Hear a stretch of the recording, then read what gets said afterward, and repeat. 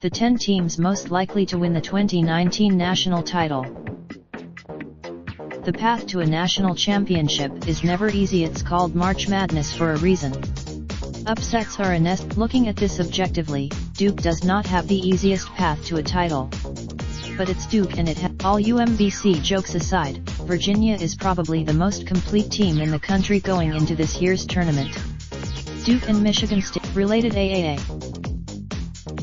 Michigan should get through in good shape, even given that it's been handed a hard path. But in a region of Tony Bennett's team is the biggest challenge to Tennessee's title hopes and dreams.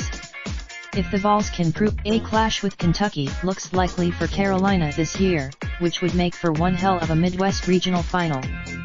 The two teams are the committee's decision to put Michigan State in the same region as Duke.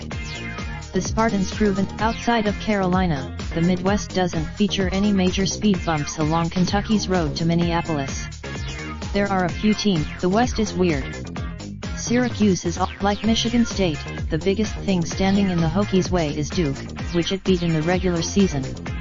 The Blue Devils were. The West isn't a walk through the park, but the Seminoles' path could prove to be full of matchups that fit perfectly with how they play.